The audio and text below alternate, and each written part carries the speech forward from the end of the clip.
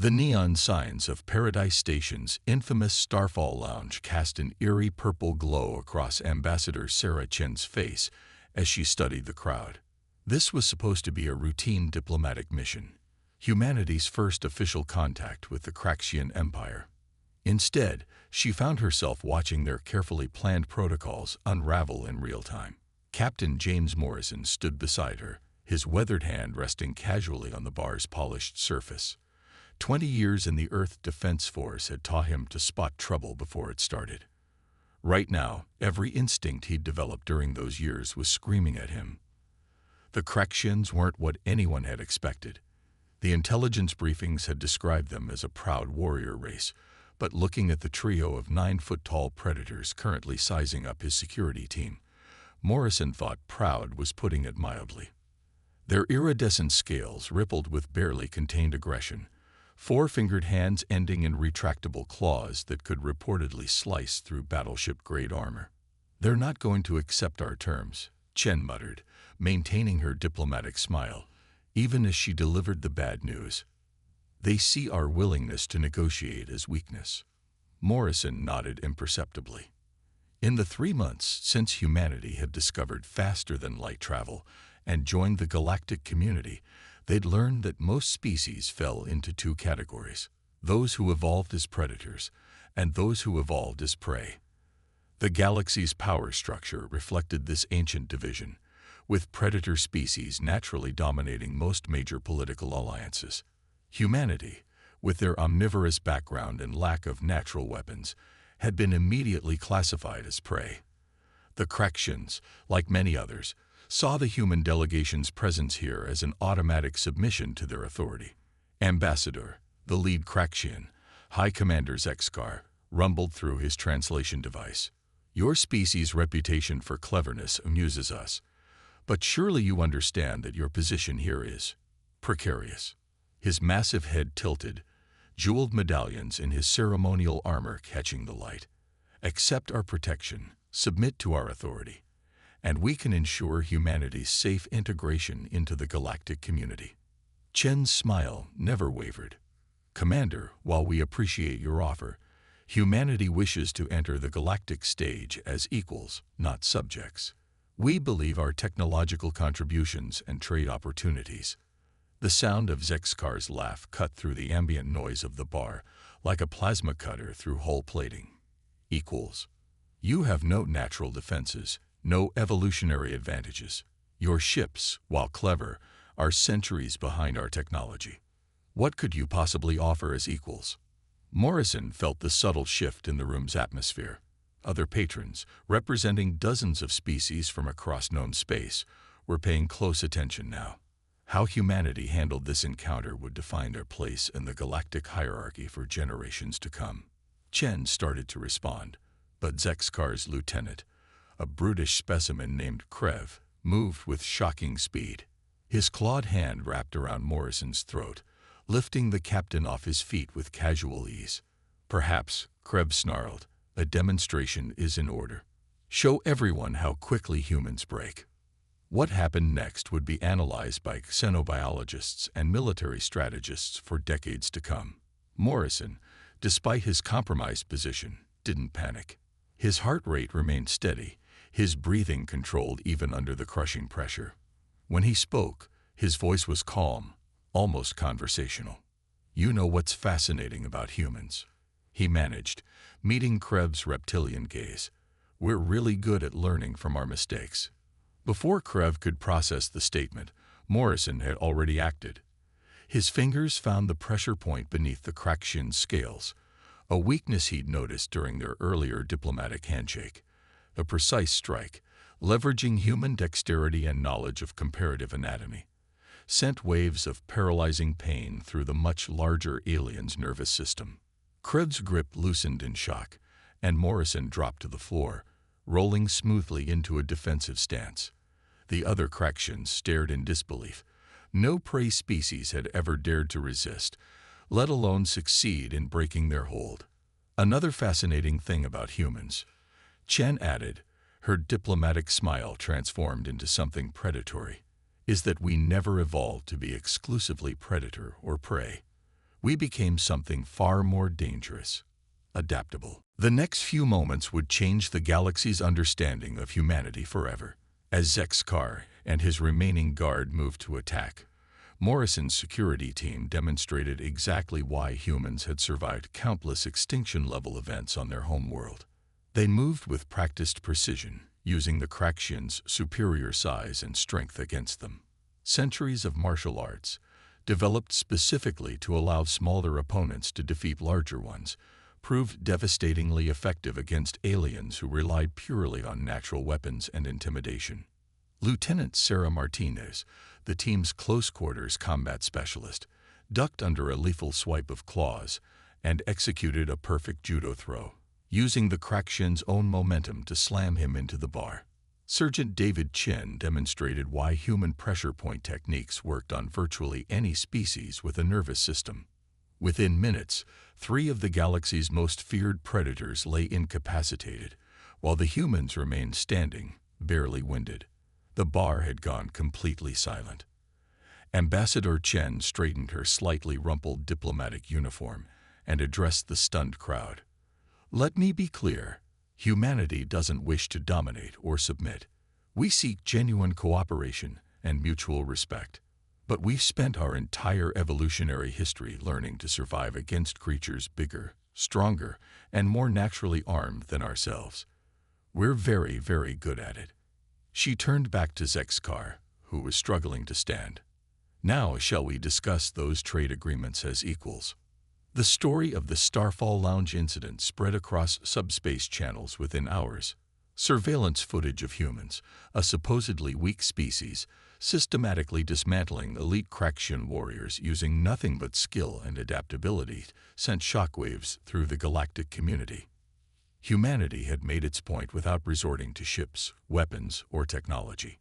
They had demonstrated something far more fundamental, that on their long climb from the trees to the stars, they had become something unique in the galaxy. Not predator, not prey, but survivors who had learned to turn any advantage, any weakness, into an opportunity. The age of simple predator-prey dynamics in galactic politics was over. Humanity had arrived, and they were neither hunter nor hunted. They were something the galaxy had never seen before. They were human, and that was becoming a classification all its own. Within days of the Starfall Lounge incident, the Galactic Security Council convened an emergency session. The holoprojector at the center of their chamber replayed the fight sequence for the 100th time, as xenobiologists and military strategists debated what they were witnessing. The Arxian delegate, their crystalline form shimming with agitation, gestured at the footage. "Look at their movements. No wasted energy, no reliance on brute force. These humans have turned combat into a science." Security feeds showed the moment Lieutenant Martinez had disabled a Kraxian warrior twice her size. Her movements seemed almost choreographed, using her opponent's momentum against him.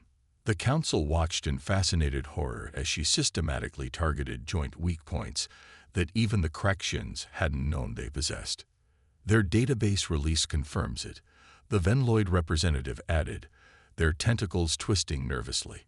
"Humans have developed thousands of combat styles over their history, each designed to overcome superior opponents. They call it martial arts, the systematic study of turning physical disadvantage into tactical advantage." The footage shifted to Captain Morrison's initial counterattack. Frame-by-frame analysis revealed how he had identified and exploited the Kraxian nervous system's vulnerability in less than a second of physical contact. What appeared to be a simple defensive move was actually the result of centuries of accumulated combat knowledge. High Admiral Kvex of the Kraxian Empire, still nursing wounds to both body and pride, addressed the council. "We severely underestimated them. Their bodies are not weak. They are optimized for adaptation. Every limitation has been turned into an asset." Medical scans taken during the fight revealed the true extent of human capabilities. Their endocrine system pumped performance-enhancing chemicals through their bodies. Adrenaline and cortisol allowed them to ignore pain, increase strength, and sharpen reflexes. Their unique cardiovascular system could redirect blood flow instantly, prioritizing essential combat functions. Most disturbing, the Arxian delegate continued, is their psychological profile. Humans don't think like predators or prey. They think like survivors. Every fight is analyzed, every technique refined.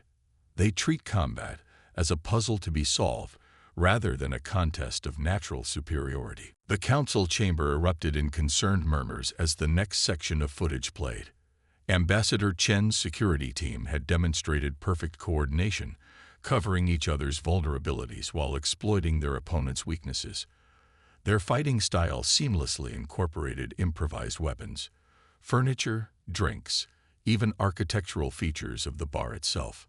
Their historical records indicate that this adaptability extends far beyond physical combat, reported the Venloid analyst.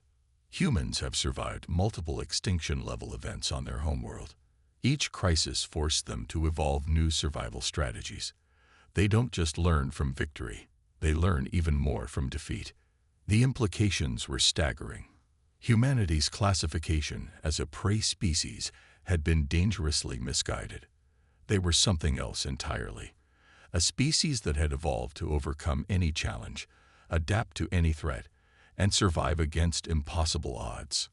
Ambassador Chen's words to the Galactic Security Council the next day would be remembered for generations. Humanity doesn't seek conflict, but we've never had the luxury of avoiding it. Every predator on Earth forced us to become smarter, faster, more innovative. We learned to turn our predators' strengths into weaknesses. Now we offer that knowledge to the galaxy, not as conquerors or subjects, but as teachers. The response was immediate and unprecedented. Military academies across the galaxy began requesting human combat instructors. Species that had relied solely on natural weapons for millennia suddenly discovered the value of human martial arts. The concept of turning weakness into strength revolutionized galactic military doctrine. But it was the psychological impact that proved most profound. The galaxy's power structure had been built on the assumption that natural weapons and physical superiority determined a species' place in the hierarchy. Humans had demonstrated that innovation, adaptation, and technique could overcome any natural advantage. Training centers began appearing on major worlds, with human instructors teaching their methodologies to both predator and prey species. The Kraxians, displaying unprecedented humility, were among the first to enroll their elite warriors. They had learned that true strength lay not in natural weapons, but in the ability to adapt and overcome. The Starfall Lounge incident had revealed humanity's true nature to the galaxy. They were neither predator nor prey, but something far more formidable.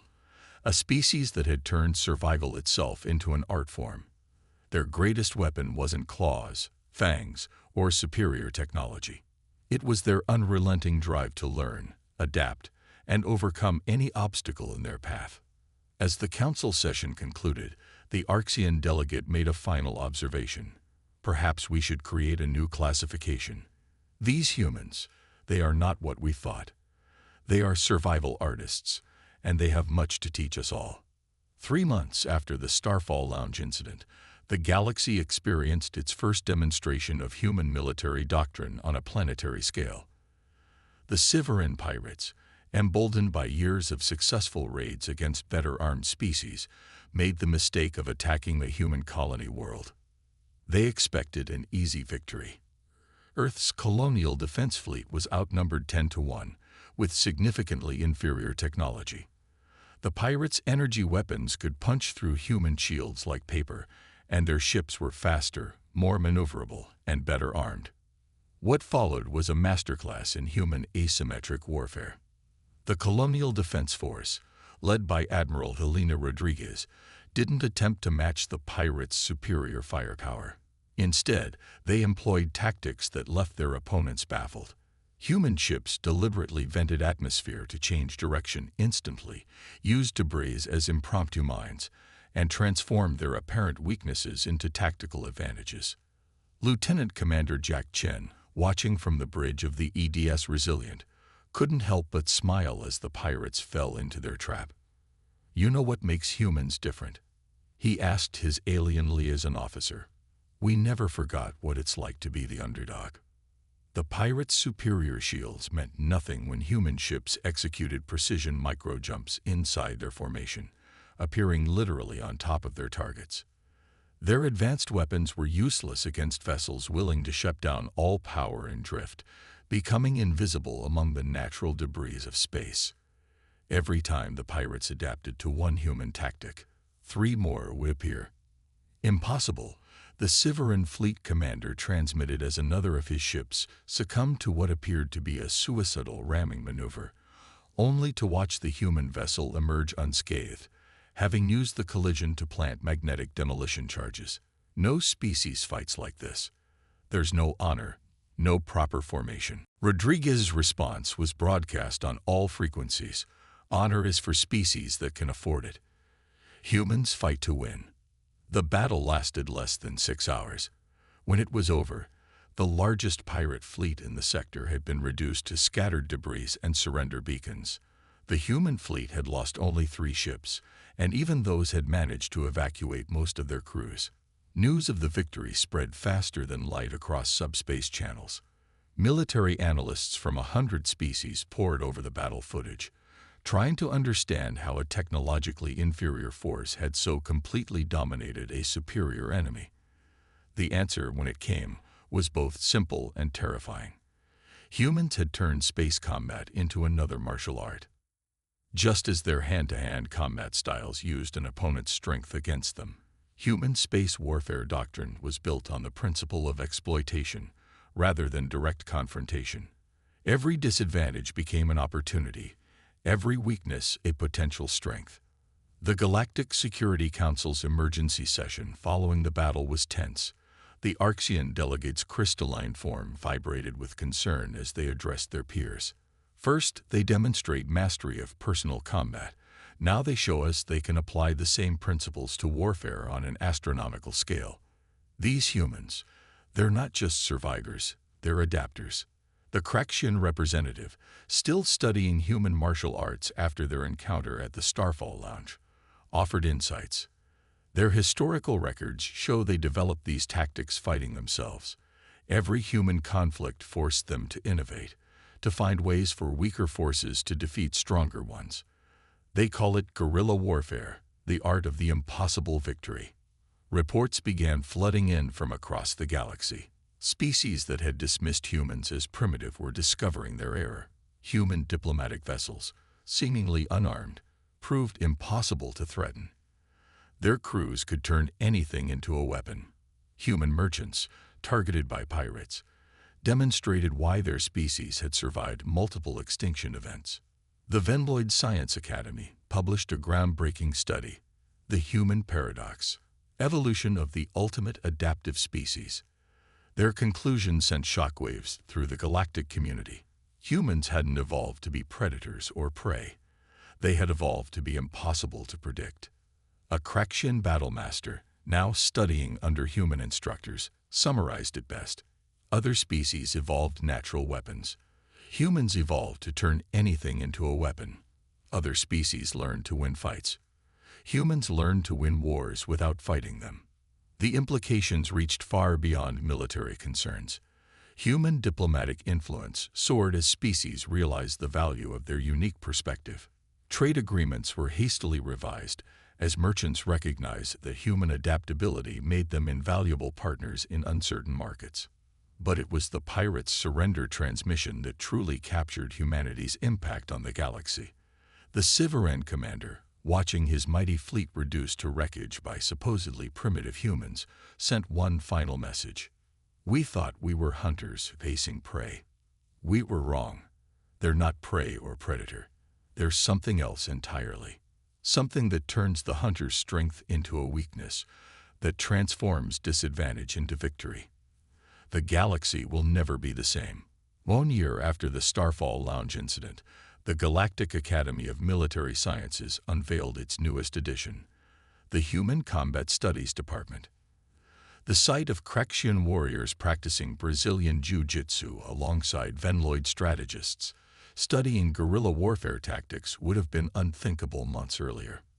Director Sarah Martinez, the same lieutenant who had helped disable a Craxian warrior with precise joint manipulation, now oversaw the galaxy's most prestigious combat training facility.